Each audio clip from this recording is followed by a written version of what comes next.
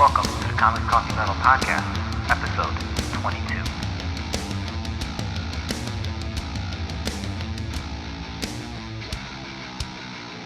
Hey everyone, welcome again to this week's episode. Today I'm talking to Matt Miner.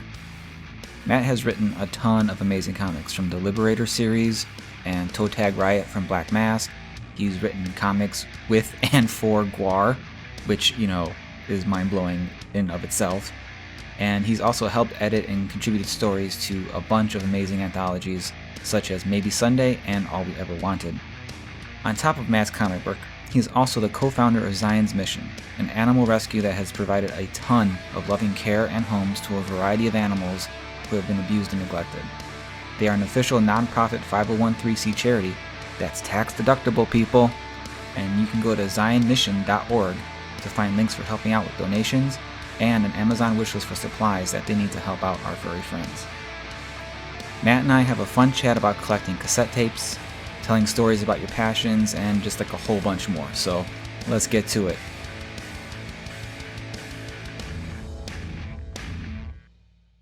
Okay, so Matt, in this age of everything being digital, everything being like available to us, nostalgia comes very, very easy. I mean, you can go on YouTube and look up some random commercial you remember when you're little, or go in the depths of the internet and find some like random TV show that was on for like 3 episodes when you were like 10, but you remember it like it was an entire season or series worth. And one of the things that I've kind of been thinking about a lot, and in no small part to seeing you participate in this, is cassette tapes and the fondness I had for making mixes and just having my cassette player, because when I was a teenager, CDs were around, but CD player, Walkmans, whatever, Discmans, they were shit.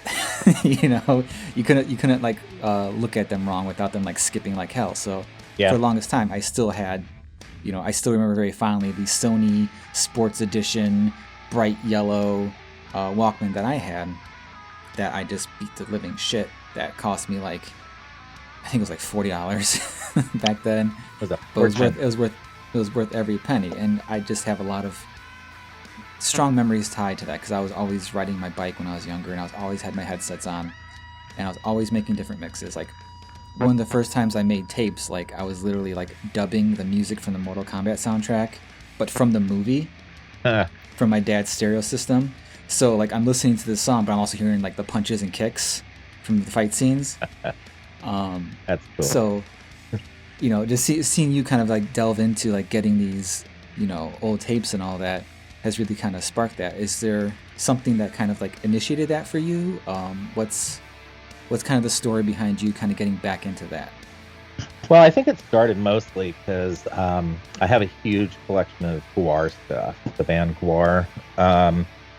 So I have, some of the stage use props, and I have like tons of CDs, movies, stickers, magazines, posters, you name it, right? I have this enormous collection. No, it's not all over the house. I have it like, in a closet, and in it, the real good stuff is on display. Like I have the original Bernie Sanders prop head that they made in the 2016 election cycle.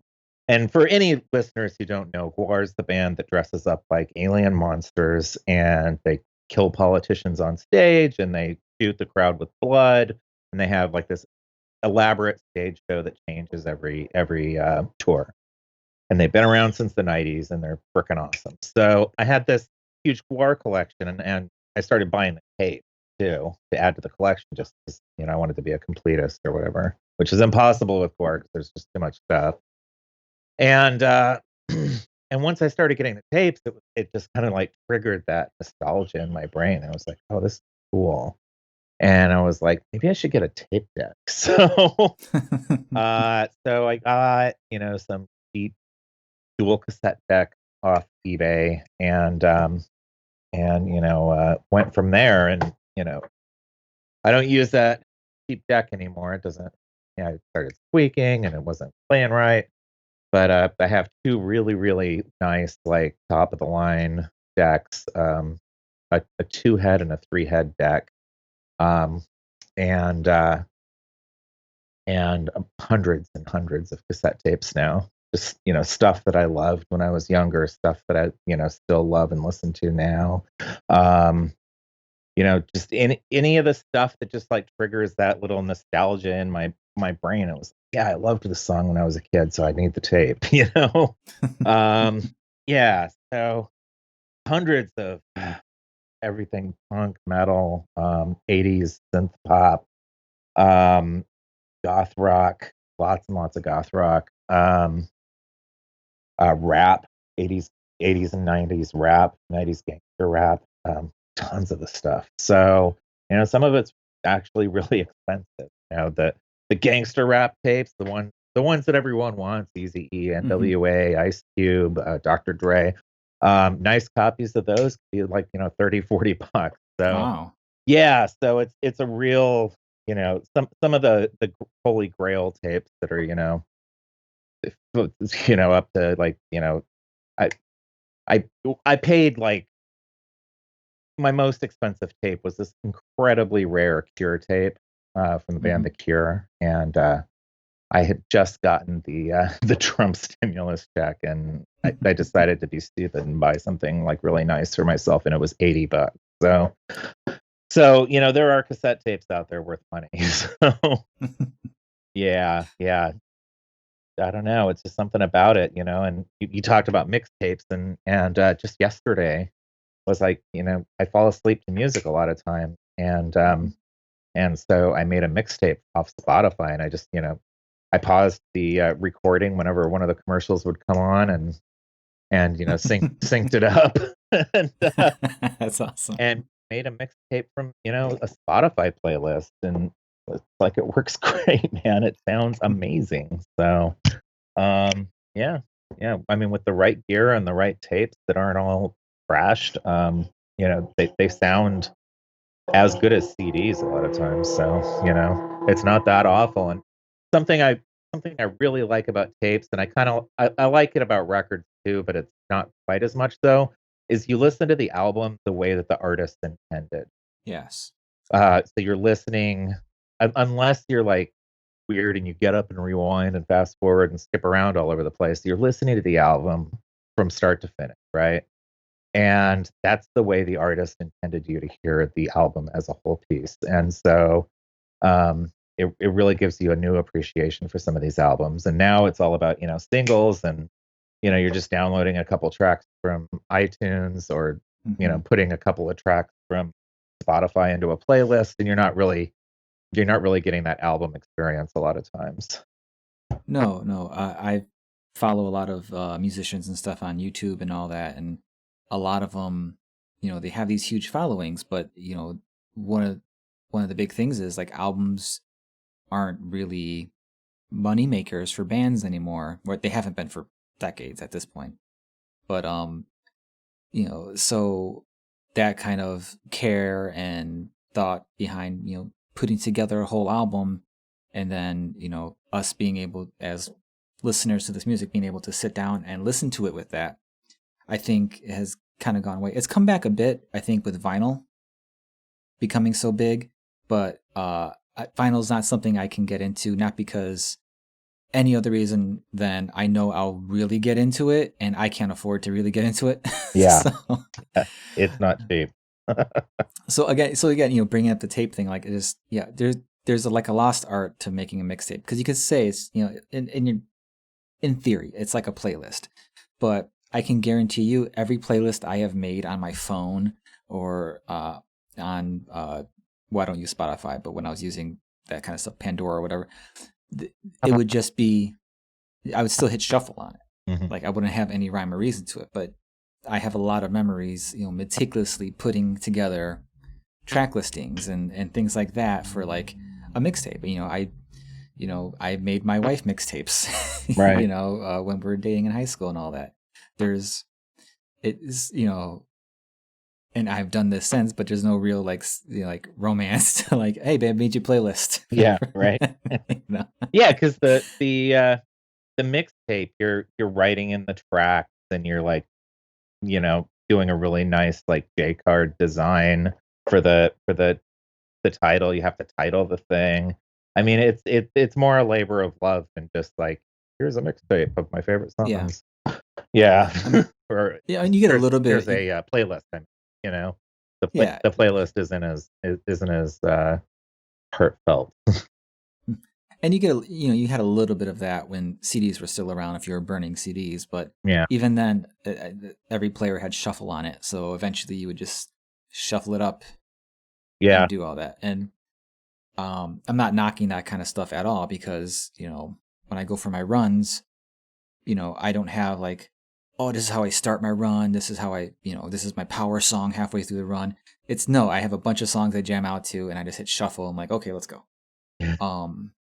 But I have been, again, I've seen other people doing this, to getting into tapes and all that. I have been putting more thought into like, maybe I should just kind of, take 20 minutes and sit down and like really like kind of think it out, craft out, because there's a peacefulness and like a meditation to it almost, to when you're doing that. And as you said, a positive is listening to stuff the way the artist intended. Yeah, and with a mixtape, especially if it's a mixtape someone gave you, you're listening to the piece, the mixtape as a whole, the way the Yes. person who gave it intended. So there really is an art to, what order and what song's going to follow which, and the whole like vibe of the tape, and yeah, there's a real art to it. So, forgive me if I'm wrong here, but I think I've seen you basically order like mixtapes other people made off eBay. Is that correct? No, I've been ordering a lot of Or dubs? No, I think what you're thinking of are bootlegs Bootlegs, of that's right. concert. Okay. So they're concert bootlegs. So yeah, I mean, I started buying a lot of concert bootlegs because, like I love Sisters of Mm-hmm. Mercy. They're a goth rock band, and they only have a few albums, and they haven't put out new material in forever. But if I can find, some show that they played in Turkey, Yeah. then it's a little Yeah. different, and it's kind of cool. And it's like, I don't know, you're listening to it in the dark as you're falling asleep, or you're listening to it as you're working, and it's like, oh, it kind of feels like you're there. I don't know. I'm really into live bootlegs lately, and people are like, oh yeah, it's great until someone starts talking too loud, Mm-hmm. or people start singing along, and it's like, no, that's great. I love like that you're at the shit, show. because it's like you're at the show. Yeah, exactly. I mean, I wouldn't like it if it was annoying, but the random person, cheering or talking too loud, yeah, man, that's great. Yeah, I can't say I've listened to too many live bootlegs, but I think that was more out of just cost, because in growing up I grew up in Chicago, and there was a record store called Rolling Stone, or was it Rolling Stones? I'm not sure. But they had a bootleg section. But it Oh, was really? it was primarily CDs, but that's I would always go there and just kind of like scan through all the, of course, being like 16, 17, I always scan through all the Metallica bootlegs. Mm-hmm. At, I'm sure they love yeah, that. I'm sure they did. Well, at the time, I'm sure they didn't give two shits, but so Yeah, but they're expensive. yeah, it was like right? $35 for like a 12-song disc, and I'm like, I don't have this money. I want to spend that $35 on a piece of shit T-shirt that's only available like an extra large. I'm looking at this. There's a Joy Division bootleg tape that I have in my watch list on eBay, and it's $65, I think, plus shipping. And it's like, when else am I going to hear Joy Division live from 1979 or whatever? I'm never going to hear that. And like I want that. I don't want it on YouTube. I want it on the cassette that the person recorded or recorded off the one that they recorded. I very much prefer my bootlegs to be of the time period. So so I'm like looking at the case and everything else, the pictures online, and it's like all faded, messed up. It's like, okay, that's is legit. J That's card all actually yellowed from the up time. and just kind of maybe had beer Yeah, stain it's on like it a or little something. torn, and the tape's a little spotted, stained. It's like, okay, this is not a new thing. This is of the time period. I like That's that. You know? yeah, that's awesome. Yeah, Yeah. I've really thought about like just kind of looking for like because also like in the age of YouTube, there's tons of concerts now online with incredibly shitty audio. I don't know what it is. It feels like bootlegs back in the older days had better audio somehow than Yeah. like people recording on their $1,000 phones or whatever. Yeah, no, it's true. Um, You know, people who snuck a tape player into a yeah, show and you know got way better audio than yeah. the phones. And as myself being uh, Metallica kind of being my number one band, uh, Hmm. they like make every show available for download like right after the show from like the mixing board. Oh, Yeah, really? so it's kind of Oh, that's cool. I didn't know it's that. awesome like as it keeps, and a lot of bands are doing that now because it's just really easy to do that. Sure. And you can charge 20 Yeah, you bucks get for another it or $20 whatever. for it. Exactly. And it's Yeah. like, and it's like I was talking to a friend of mine, and he's like, he's been taking his son to these shows, and his teenage son, seeing all these old metal bands as they're touring around again, back in the before times, and he said one of the coolest things was when he was able to do that because like here's a little keepsake of us at this show, like just you and me. So that's really cool, but I feel like that's also kind of like really diminished the appeal of hearing like a bootlegged live show. But again, that's just a very specific case with like Metallica or like a bigger band that can do that because someone like Joy Division, they're not going to have that right now. So you're not going to get that. Right. Yeah. No. You Yeah, they haven't been touring in a while. I don't know why. yeah, something near. Yeah. So no, I can totally get down with that. Just like that whole kind of energy of that.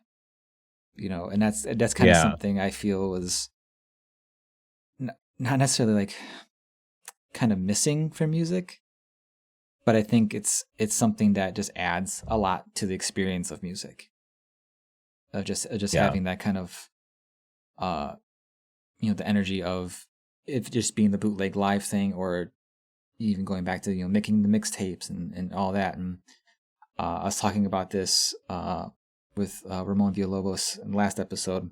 I have fond memories of listening to like tapes and then like the battery slowly dying.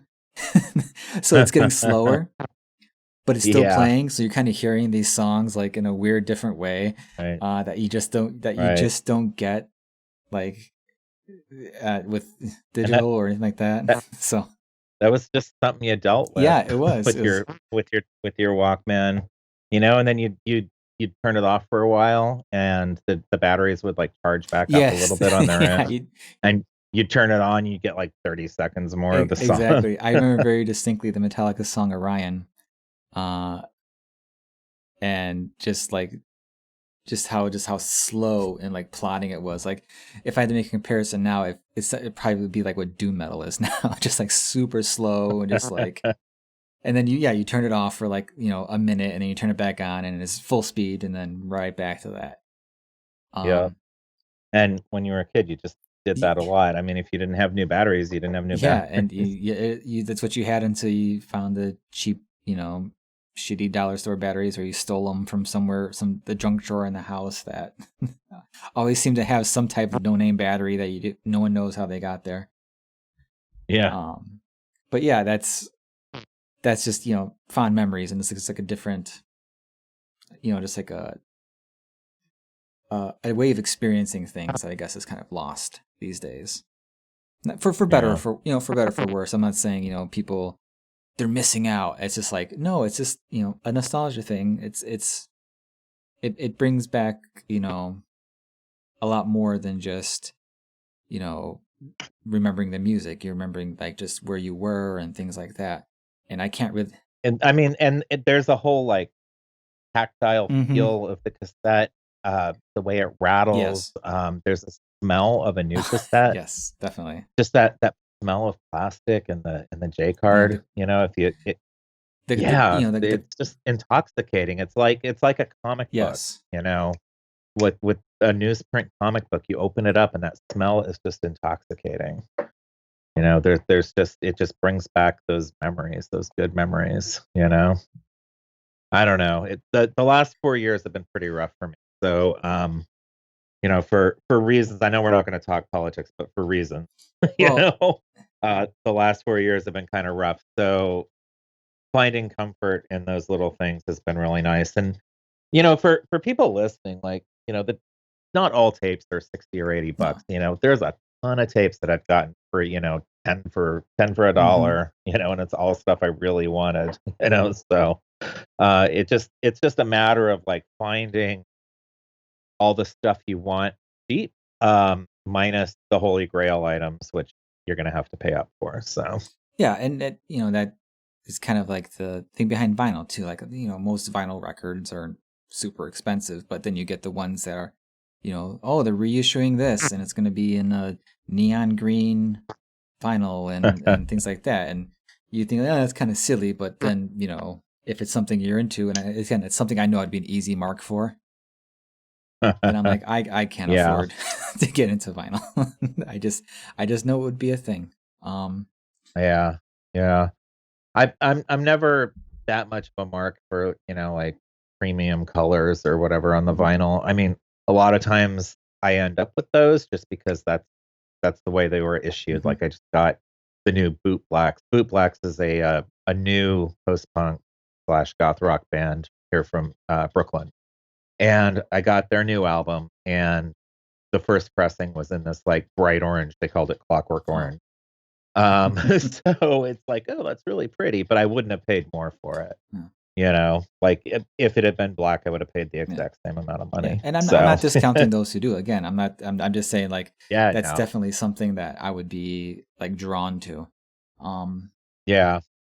so There was one that I was really drawn to. Waxwork Records put out a reissue. I think it was the first Friday the 13th.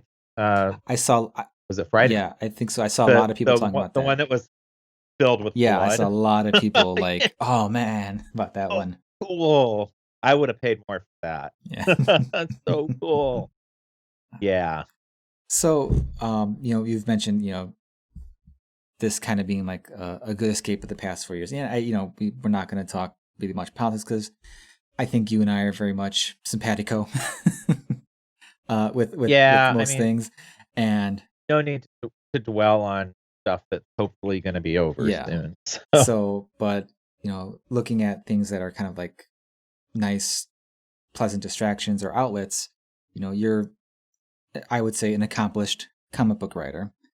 You've written comics with GWAR or for GWAR or with GWAR. with With GWAR. GWAR and for GWAR.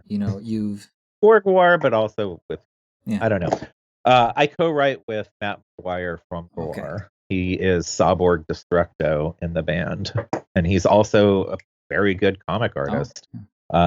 Yeah, believe it or not, I believe it. I totally believe a dude from GWAR is like an awesome comic artist. I believe it. Yeah, that's how he got into GWAR. Initially was through comic Oh, really? art, and that's how they noticed him. Yeah, because GWAR is more than just a band; it's like an art collective. So it's Oh, like comics and movies and the stage shows and the costume fabrication, and it's all under this art collective they call Slave Pit. And so yeah, how Matt McGuire got into the band, he told me, was showing one of the other band members back in the 80s his comic art, and they just started talking about that. Matt got involved in GWAR that way. I mean, the guy's in his 40s, and he's never had a quote unquote real job. I mean, he works very, very hard, but he's always been in GWAR.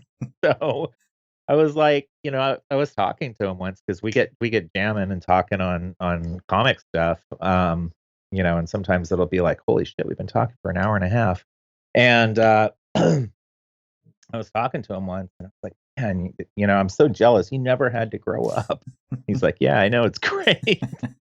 Like, that's very, very cool. That's got to be that's really interesting to me that like someone who's older than I basically has been sustained throughout your entire adult life career with GWAR.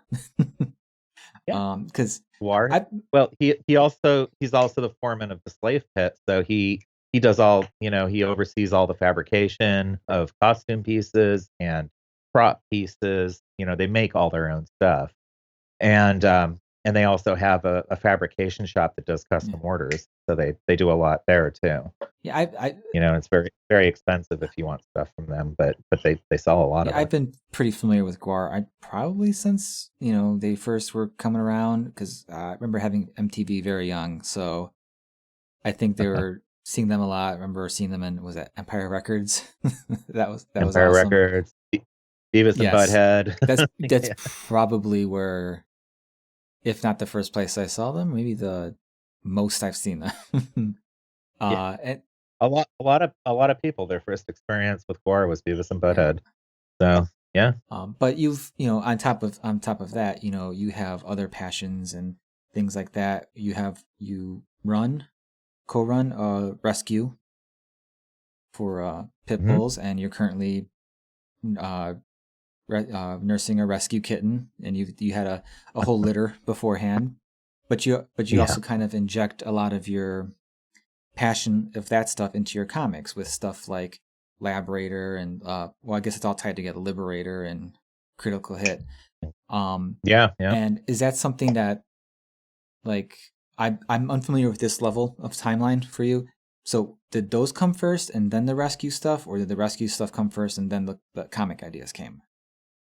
No, I was rescuing beforehand, and I was doing animal rights work before Okay. that. So, um, Liberator was my first comic series, and that follows the adventures of these two, this guy and this girl who, instead of putting on capes and tights, they put on ski masks and they go and help animals in the middle of the night. So we're talking like testing Hmm. labs and um, pit bull fighting operations, and they're breaking animals out and destroying the property and the operations that were hurting these animals. Hmm. Right. So they're taking away the profit motive by destroying all this equipment and buildings and stuff. Um, and so it's very much inspired by real people who actually do this kind of stuff. They risk their freedom and they do this stuff in the middle of the night. So I always thought, like, wow, they seem to me like real life superheroes, and there should be a comic about it. So that's how I started doing Liberator, and that was the first comic series. But I had already been doing animal rights work and some rescue before that. Um, our rescue organization that we founded, my wife and I founded, is Zion's Mission. You can go to zionsmission.org to check us out there. We're mostly pit bulls, but we've been doing kittens and guinea pigs. So yeah, I mean, I have a home office that's pretty big, and one day I was like, hey, we could have a guinea pig area here. Why aren't we fostering guinea pigs? The dogs can't come in here, and just shut the door and keep them Yeah. out. So we got guinea pigs, and then it was like one day I was like, we could also do kittens, like baby kittens, So I learned everything I could about how to. I mean, it's a lot of work when they're only 1 week Yeah. old. It means getting up every 3 hours through the Hmm. night to feed them and make them pee and poo and clean them afterwards and then put them back to bed. So it's a lot of work. I have a bottle warmer here in my office. I have a little cooler with formula. I set my alarm every 3 hours. Next week I think I get to bump it to 4 hours, so that'll be nice. You sound, as a parent of two kids, you sound just like me and my wife. Like, oh, they should be going to 4 hours soon, right? Yeah, yeah. What's really exciting is when they get to the point where you only have to wake up once in the Yes. middle of the night. That's amazing. Yeah. Or if you stay up a little later, and feed them a little later, then you can actually just sleep through the night to the morning, and it's like, oh, that's amazing. we're So, literally at that stage right now with my son. So it's like, oh, if he stays up till about 8 o'clock, we know he'll be down till at least like 6:30 or 7. Like, yeah, nice. uh, Yeah, it's that same kind of like mental bargaining, I guess. yeah. You're like, well, if I do this and if I can stretch it to this, and then I don't have to wake up at 4 a.m. Mm. Yeah. It's fine. I mean, parents with kids, I mean, you have it a lot worse. So Well, yeah. I mean, it's all negligible. I mean, it's all relative as well. So I'm not one of those parents who are like, well, you're tired. I'm tired. I have to, like, it's like, no, it's man. I can tell you there's You don't know what tired is. For myself, I can say I thought I knew a level of tired. I knew exhausted, and I've done like things where I've been up for like 24 to almost 40 hours straight before kids, and I've been exhausted. But there's like a mental exhaustion with kids where it's like, oh no, that's like worse. But again, Yeah. I'm someone's like, I'm exhausted. I'm not gonna sit there and judge you. I'm like, yeah, you're probably exhausted, like, because yeah, it's so no. What you're doing is amazing, and it's something I admire very much. So, Thanks. Thanks. Yeah. What I was gonna say is, the exhaustion is for real, and like you said last time we had a full litter. I mean, it was only 4 kittens, but it's a lot more work than 1 kitten. But yeah, I mean, I was so tired those days that I was also putting together an anthology with Eric Paliki, our newest anthology called Maybe Someday, which is another collection of stories set in a better future. So the creators imagine a better future and tell a story in that brighter, better future. So it's more like Star Trek and less like Mad Max, and more like San Junipero and less like every other Black Mirror episode. And so we were putting together this anthology, and it was just like finishing up. So it was like crunch time, and I also had these 4 kittens, and so I was getting like a couple of hours of sleep a night, if that. And I was making mistakes, and Eric was calling it kitten brain. Said you have kitten brain, because I was making some dumb mistakes. Yeah, I forgot that. Oh, sorry, I'm like swearing. No, this is you can swear all you want. It's fine. All right. Yeah. So I was making those mistakes, and oh God, I'm glad when I'm done with kittens. And then as soon as we got rid of those, brought in more kittens. So it's an incredibly like noble thing you're doing, though, and it's in those conversations you kind of have with your spouse, like, oh, what would we do if blah blah blah blah. I know my wife and I have courted the idea of like, oh, we would probably, if we had we would won the lotto or whatever, you'd buy land and you would like work on like having a an animal rescue or something like that, because we're animal lovers ourselves, and though we are sans animals at the moment, since they've all have passed on fairly recently, we're kind of giving ourselves a break, especially let the kids get a little bit older, and then we'll for sure at least dive back in. We would have a cat by now, but my wife has since in the past year or so went to an allergist and is basically found out she's like super allergic to cats. So now, as much as I would like to have a cat companion again, I'm like, I'm not going to put my my wife's allergies through hell just so I can have a cat. Yeah, absolutely. Yeah. So we'll see. We'll get one of those skinless ones, or those have the allergy, whatever ones. We'll find one. Yeah. But no, getting back to it, you put this passion of what you do in real life into your comics, and you've also put your passion for music into comics with Tag Riot, and as you've mentioned, you've edited and helped create a couple anthologies now. I believe it was 3, with hopefully more on the way, and it just kind of seems that you kind of like injecting, which I guess, obviously makes sense, but you inject a lot of what you're passionate about into, other things you're passionate about.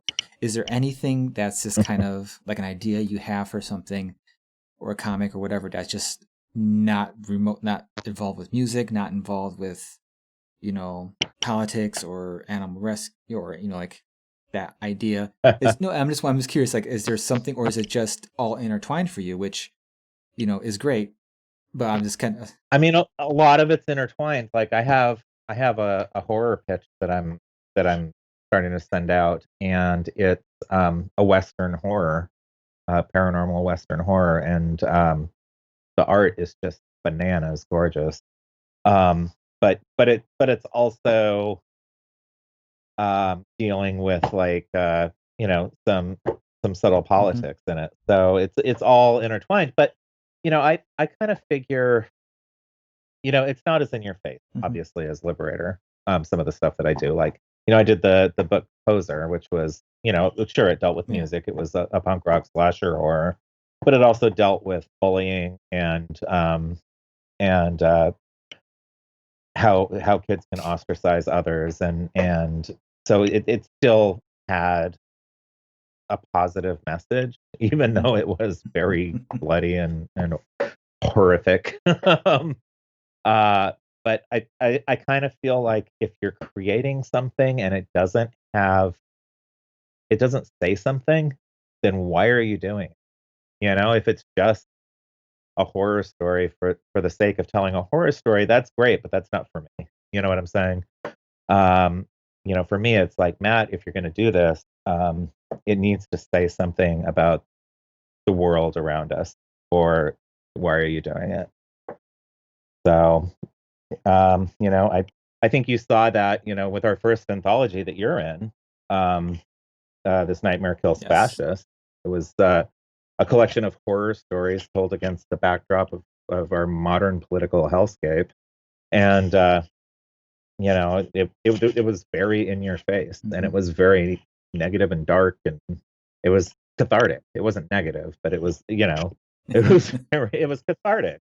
And, that's kind of what started the anthologies. And, the next two anthologies were more envisioning a better future, a better tomorrow, the world we'd like to see. And, those are some of my favorite work that I've done, putting those anthologies together with Eric. Eric and Tyler from The Wave Blue World, getting 70 creators together to tell stories and, imagine what life could be like, and then tell a story in that world, has been really, it's really helped get me through. I think it's helped get others through too. Yeah, I don't know. All my work, I think all my work forever is going to have some sort of, it's going to say something about the world, and it's gonna be a Matt Miner story. Well, then to clarify, I think that's awesome. And I was incredibly honored to be, included in, This Nightmare Kills Fascists, and especially getting to work with Eric, who, I've, again, someone I've long admired their work and really respect. And I really appreciate the thematic evolution of your anthologies, from being that initial horror, kind of, very dark, angry to like, let's think of something better. Like, let's, because you could easily just have done, This Nightmare Kills Fascists, volume 2, 3, 4, 5, 6 by now. Sure. If stuff like Black Mirror has shown us, like there's no depth to the well of just being able to pull from for this like negative, terrifying, angry things, but to kind of dare to be hopeful and envision better things. I think that seems to be, something true to your character through, those, the themes of those anthologies, through the motivations between your characters and Liberator, through your work with Zion. it's easy to look at the negative of everything, but you stop and you look at what's better, and what's, getting these animals homes and, happy lives, that's better than just being angry about people mistreating them and all that. And so I think, I think that's all very true of you and your character. And it's, again, something I very much respect. And I'm really glad to hear that you're not, not that I wouldn't be here for any other Matt Miner comics that had nothing to do with anything. I'm very much here for ones that, you're going to continue just injecting yourself into, because that's the good stuff, man. Yeah, thanks. Appreciate that. Yeah, I did. I. You know what? No, it's true. There was this I don't know if you would call it synth pop, or I don't know, this musician who used to write songs for Britney Spears and Mariah Carey and stuff, went off and did his own thing. It's this pop band. I think it's just him though. But anyways, he had this character, and Chris Peterson and I did a comic for his band, like following this character of this like robotic koala around. And it was supposed to be 4 issues, but then after the first issue, I think they probably realized like, oh, this is too expensive, and it's not exactly like, selling millions of copies. Yeah. So they didn't continue. But even then, like I included cassette tapes. I couldn't exactly put politics into it because it was a story about like this dude finding a robotic koala on, this distant planet. I was writing their story, but even then, I still injected a little bit of Matt Miner into it. That's awesome. And Chris is a fantastic artist. Oh yeah. I mean, Chris is great, and we had that book Death Trap, which was picked up by a large publisher and got canceled because of COVID. So it was halfway done, and in production, and we were getting checks, and boom, pencils down, and then like 2 months later, canceled. Unfortunately, because that I loved that story, and I loved working with Chris, and I don't know, hopefully it finds a home again somewhere. I hope so, man. Because I mean, it's halfway done. Like, let's finish it up and like, sell a bunch of copies of Death Trap. It's a paranormal grindhouse with circus freaks and white trash carnies, and this girl is teamed up with the ghost of her dead father to find his killer. So, I mean, if that doesn't sound awesome, come on, publishers. One, it sounds awesome, and two, it's half done. Yeah, like, in this day of age of things not getting done and all that, like, it's no brainer, guys. It's no brainer. Yeah. I think there's probably a lot of pencils downed projects. I'm sure. If trying to find new homes, so we'll see. Hopefully, fingers crossed. And also, judging by the sheer amount of Kickstarters that have launched in the past couple weeks, it seems like a lot of people took things shutting down, and they grinded out their stuff, and there's so many. There's always a lot of Kickstarters, but it seems to me like there's just so many good ones where it's like, I wish I had all the money to give to you guys, because this is all stuff I want to see and read. And no, I'm a little sour about Kickstarter right now. But yeah, failed Kickstarters are never fun. My first and only Kickstarter failed, but that was more on me than overshooting what to do. Like maybe Don, don't go for like the hardcover edition. First thing you do, stick to a soft cover, and you would have more than made what you needed to make. Yeah, probably if I had done that, but I was trying to make like a coffee table book, and it didn't work out. That's okay. I still had fun doing the project, even though I don't think it's going to be a book. Well, hopefully it can become something. Even if Yeah, it's hopefully. digital only. I don't know how well that kind of stuff. Still got to pay the Yeah. artist, so I don't know. Even at $50 an illustration, it's gonna add up. hmm So hmm yeah, But it's gonna be some hello. Yeah, I but mean, that was Sean Van Gorman. yeah, And yep, John. That was the spoilers for Michael yeah, project. which Where was a hilarious yeah, concept and idea, and it sucks that it didn't latch on, I guess. But I guess that's how it goes sometimes. yeah, man, I had fun. Yeah. Like for a whole year, I sent Michael Cohen spoilers to movies and TV shows. I sent him postcards. I sent him almost 100 postcards in one year, and just every week he got 2 or 3 postcards.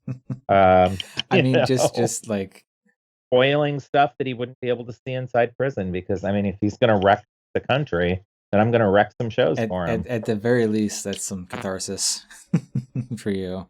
It was fun. It was fun. Uh, You know. I'm you know, we'll see. so we've gotten this far in the podcast, and we've touched on these things a little bit, but I, am and I have to ask the 3 questions of the podcast: comics, coffee, Sure. and metal. What are you into right now? Well, I just read Sea of Sorrows by written by my bud Rich Dewitt and art by Those Alex dudes are Cormack. so good. So good. Rich, you know what? It drives me crazy. He's becoming one of my favorite horror writers. Um, or he is one of my favorite horror writers now. Sea of Sorrows is freaking great, and I think it's in previews now to order, or it's about to come out or something. But Rich was sending around the PDFs to his friends, and I was like, okay, I'll check this out. And boom, it's amazing. So strongly recommend that. Other than that, I've been reading a lot of manga just because I'm crazy and want to try and read stuff backwards. I don't know. Well, it's a good thing to get um, into, I think, for everyone to see the different approaches that can be taken. it it it's a whole different kind of storytelling, and there's a lot of themes and subjects that just aren't covered in American comics. So, like, you know what? This is cool. Um, and what are the other Coffee, yeah. What kind coffee? of coffee are you Uh, drinking? as always, it's chock full of nuts. Um, I don't know if you have that in Yeah. Chicago. I know what you're talking about. Yeah. Okay, it's chock full of nuts, and it's the donut shop blend. Is my favorite. But I'll take whatever I can get. Um, as long as it's chock full of nuts or better. So, and the other thing is metal. While I'm into a lot of metal, like a lot of metal, everything from Motorhead and Iron Maiden to Metallica, Megadeth, you know, Manowar. I'm into a lot of metal, but lately I've been listening to a lot of like post punk and goth rock, just because my mood has been kind of more in tune with something more mellow and Mhm. somber. So, while I was very angry and listening to a lot of punk and metal for the first couple of years of 2016, 2017, I've kind of mellowed into like a depressed, Well, what's more somber thing. What's what? in What's those what? two genres there? What's doing it? Okay, so I mentioned Boot Mm-hmm. Black from Yes. Brooklyn. They just dropped a new album that's really really good. Their last 2 albums were fantastic. And I was like, the new one's probably gonna suck then, but geez, it's even better than the other two. It's ridiculous how good they are. I've been into She Passed Away, which is I think they're from Turkey, and they're Turkish goth rock. Golden Apes, I think they're from Brazil or Berlin. I don't know. Um, Actor from Canada.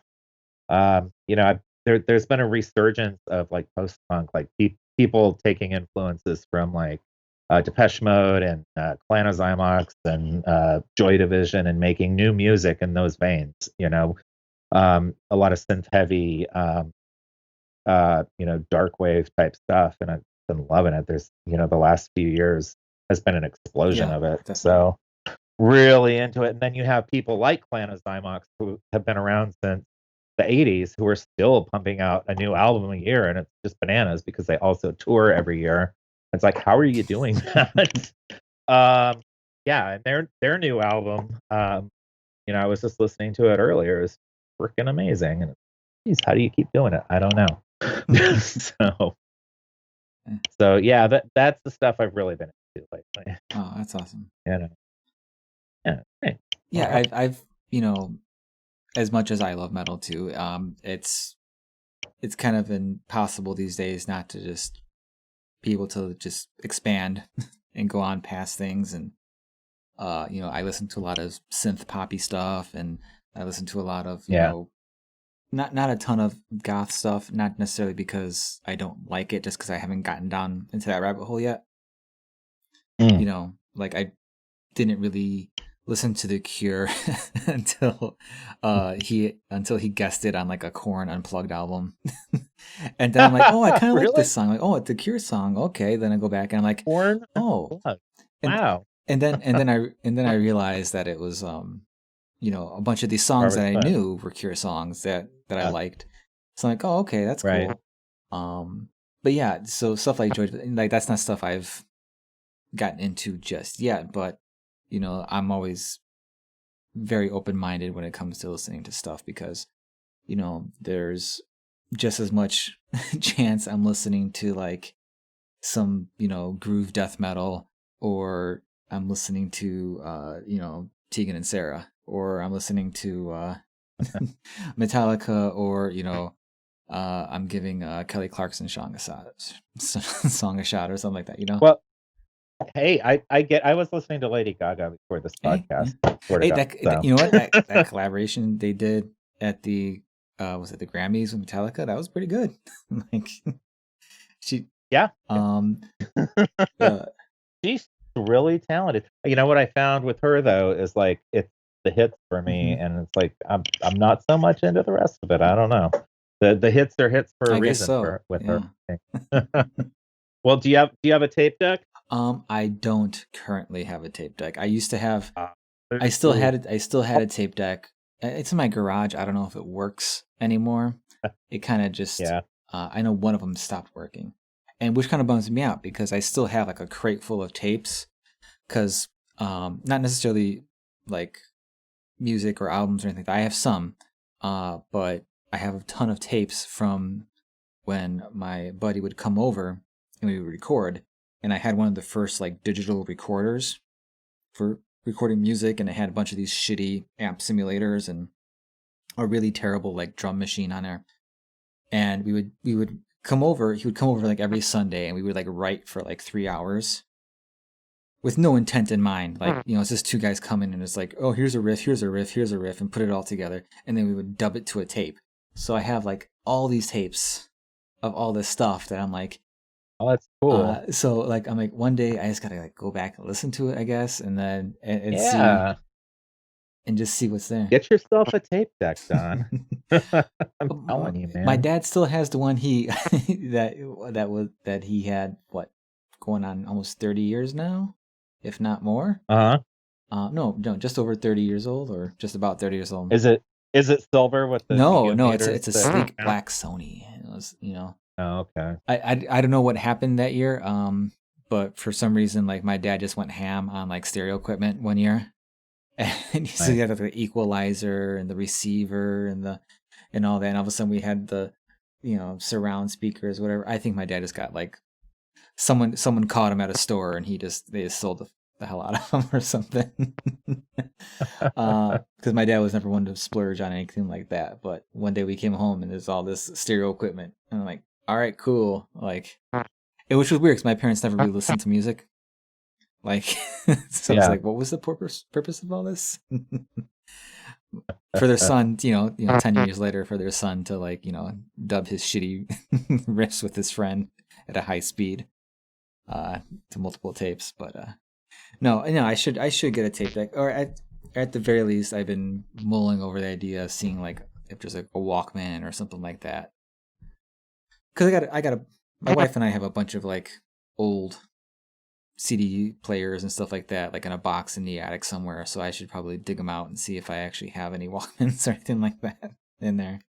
Yeah, for sure. Because Well, I was gonna say I'll send you a mixtape of like old goth rock. I'll get you into Christian Death and Bauhaus and stuff. But I will.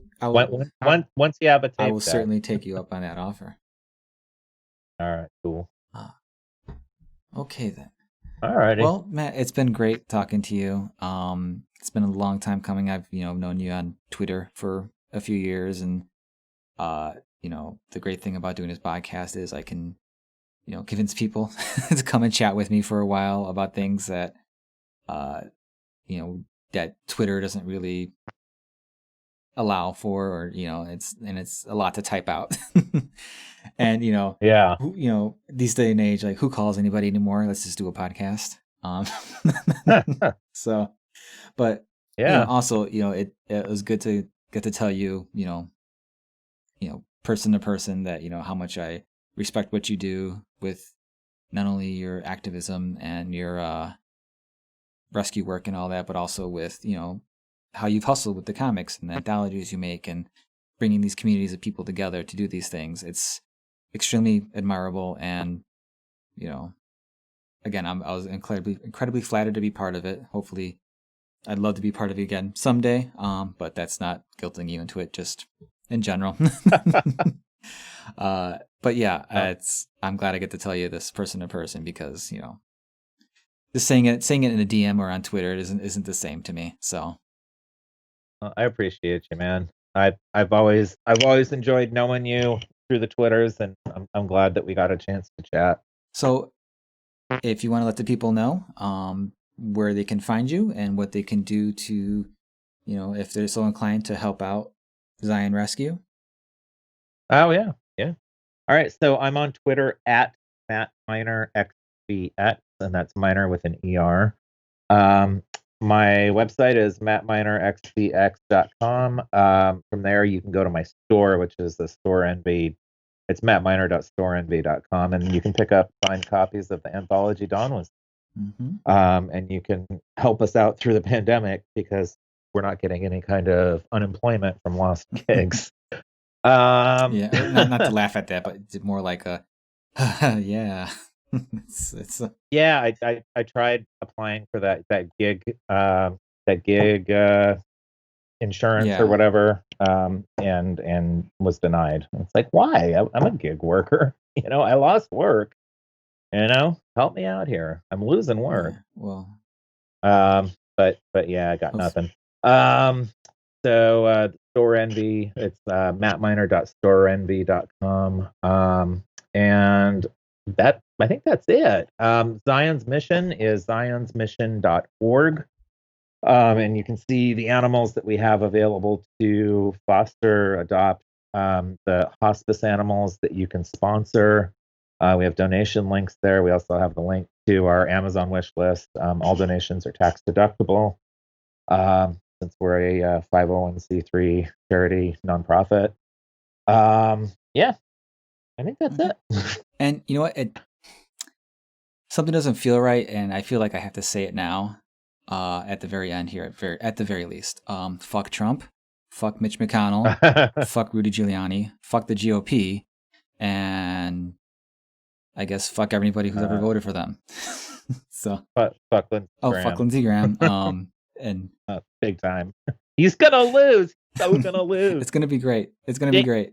Oh my god! I did a fundraiser. I did comic sales, and I gave all my proceeds, all my profits to Lindsay's challenger, Jamie Harrison. It's like, fuck this.